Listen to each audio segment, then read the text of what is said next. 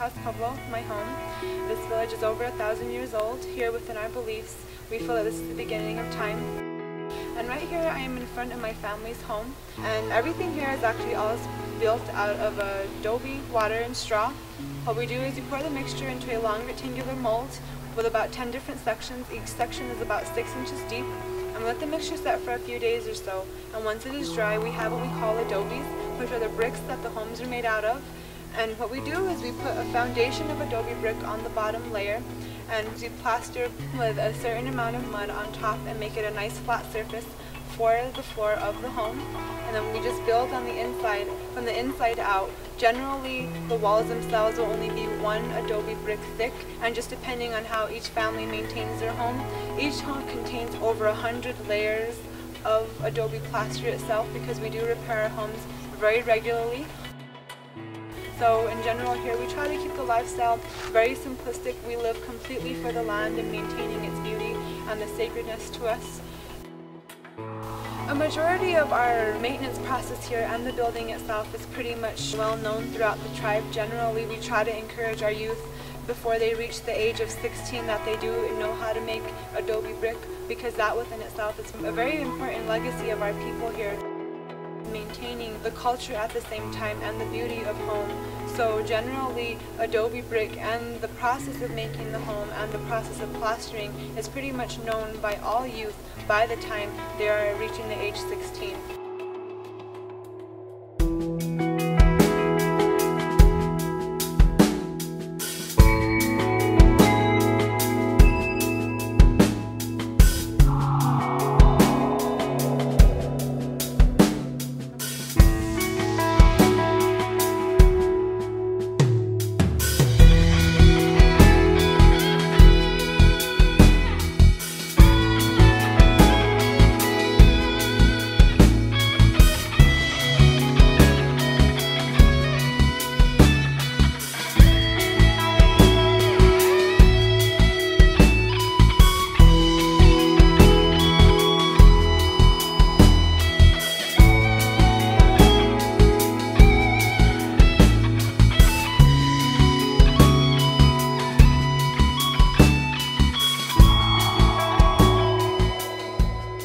Permaculture is the way that we become indigenous to a place, the way that we really attune ourselves to what grows there, what lives there, how all the systems of nature work there. And part of that has to become how we inhabit that place, you know, what shelters we build for ourselves, how we actually live on that land. And that's what I love about natural building.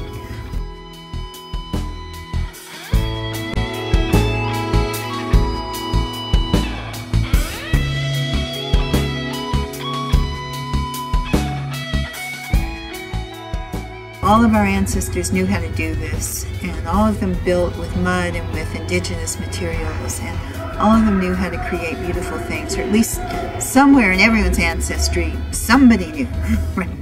And to just call those ancestors in and ask them to help guide our hands.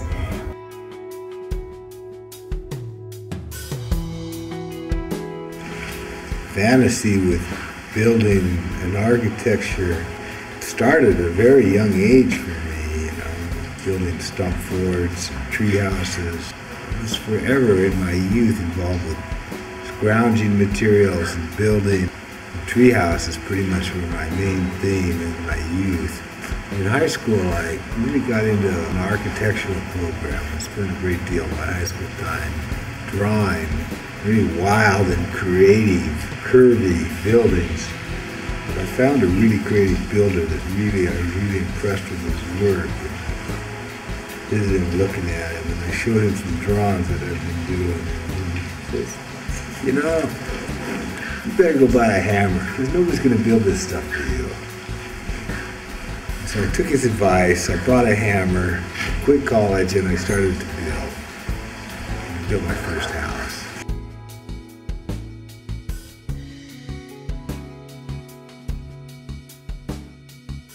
Once I found college, this is what I've been looking for all my life. Low-cost, inexpensive, sculptable material that you can build with. And cob was everything in that regard. And the beauty and the shape and the forms that we can do with cob, you can't do with any other media.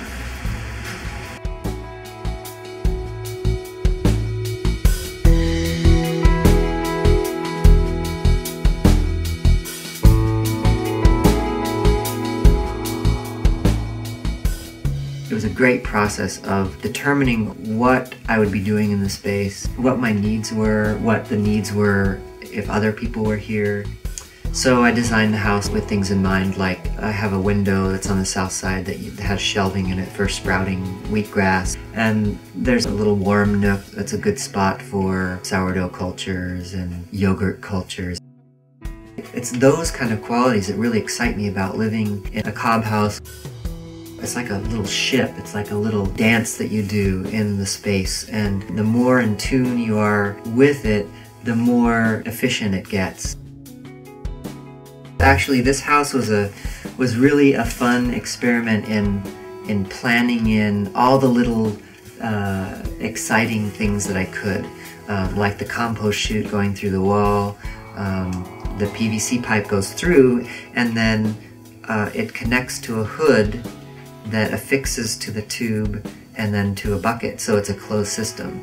The little altar nook over there, it has a mirror in the back of the niche, and the mirror is actually angled forward so that then when you have a light, a lamp in that nook, it casts the light down onto the table that's sitting in front.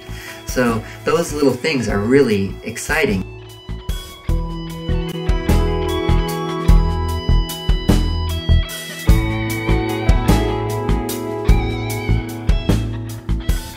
All these things are ancient materials. They're somewhat ancient techniques, but the buildings that are resulting now are thoroughly modern. They're modern structures because we're using ancient materials, but we're applying them in a modern context and a modern design. And so we're coming up with buildings that are way, way more efficient. It's not about going back into the dark ages. It's about taking these materials and moving very much into the future.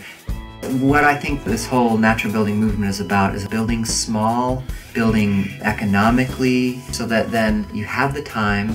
You don't have a 30-year mortgage that way. Yes, it took time to build it, but ultimately not having that debt is going to give you more free time to do what you want.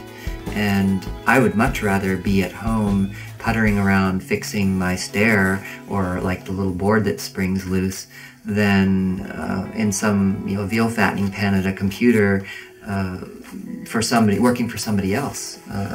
Why? What's the point? It's a really great trade-off. I love that. I love that idea.